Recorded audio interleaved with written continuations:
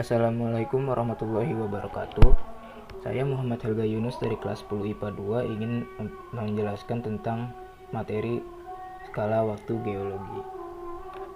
Apa itu skala waktu geologi? Skala waktu geologi merupakan skala yang digunakan oleh para ahli geologi dan juga ilmuwan untuk menjelaskan hubungan atau keterkaitan antara peristiwa yang terjadi di sepanjang sejarah bumi. Dengan skala waktu geologi, maka peristiwa yang terjadi pada masa lampau akan dihubungkan atau dicari hubungannya dengan peristiwa yang mungkin terjadi di masa-masa sekarang ini. Bisa dikatakan bahwa skala waktu geologi merupakan sebuah penanggalan yang digunakan untuk mempelajari sejarah mengenai bumi. Periode waktu yang digunakan pun bukan lagi tahun ataupun abad, namun jutaan tahun. Jenis skala waktu geologi. Skala waktu geologi yang digunakan untuk menentukan unsur bumi dan mengkaitkan berbagai peristiwa dalam sejarah bumi ada dua jenis, yaitu skala waktu relatif dan skala waktu absolut. Penjelasan mengenai masing-masing skala waktu geologi adalah sebagai berikut. 1. Skala waktu relatif. Skala waktu relatif merupakan skala waktu yang digunakan berdasarkan atas urutan lapisan-lapisan batuan beserta dengan evolusi kehidupan organisme di masa lalu. Skala ini terbentuk atas dasar peristiwa yang terjadi di dalam perkembangan ilmu geologi itu sendiri. Skala waktu relatif dikembangkan pertama kalinya pada abad ke-18 hingga abad 19 di Eropa. 2. Skala waktu absolut. Skala waktu absolut atau radiometrik yang merupakan skala yang ditentukan berdasarkan pelarian radioaktif dari unsur-unsur kimia yang tergandung dalam berbagai jenis batuan.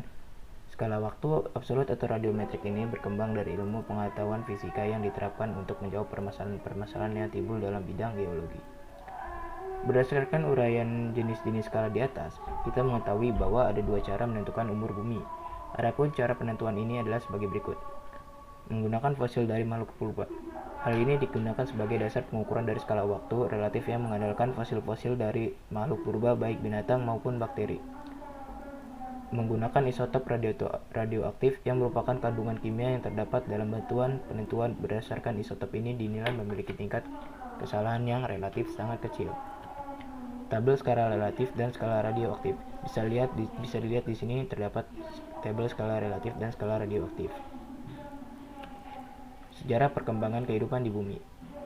Kita masuk saja pada masa pertama, masa Arkeozoikum. Masa ini terjadi pada 4,5 sampai 2,5 miliar tahun yang lalu dan disebut juga kehidupan purba. Pada masa ini merupakan awal pembentukan batuan perak bumi yang mulai berkembang menjadi prokontinen.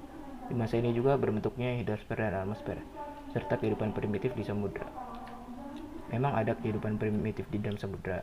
Tentu ada. Kehidupan ini ditandai dengan munculnya mikroorganisme, bakteri, dan ganggang tertua yakni Scamarotolith dan Cyanobacteria. Lanjut ke masa kedua, masa Paleozoikum. Setelah masa Arkeozoikum, bumi memasuki masa Paleozoikum yang terjadi 590 sampai 205 juta tahun yang lalu.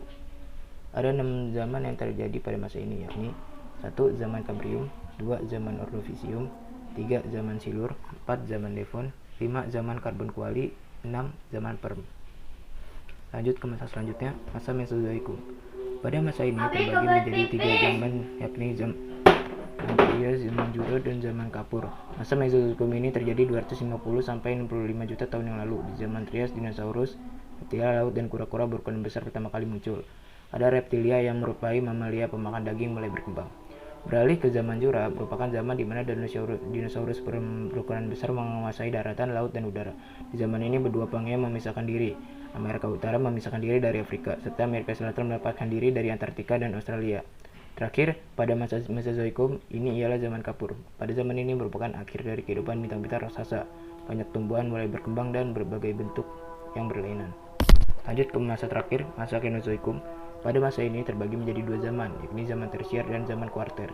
Pada zaman tersier yang terjadi 65 sampai 1,5 juta tahun yang lalu dibagi menjadi 5 kala, yakni kala Paleosen, munculnya hewan pemakan rumput; kala Eosen, punahnya mamalia purba; kala Oligosen, lautan menyempit; kala Maosen, padang rumput semakin luas; dan kala Pliosen, suhu bumi semakin dingin. Kemudian masuk pada zaman kuarter yang terjadi 1,5 juta tahun yang lalu sampai saat ini terbagi menjadi 2, yakni kala Pleistocene, zaman es, dan kala Holosen. Pada kala Pleistocene ini, iklim di bumi menjadi hangat dan muncul manusia purba. Meski kala Holosen, pada masa ini manusia modern muncul sampai saat ini. Sekian presentasi saya. Terima kasih.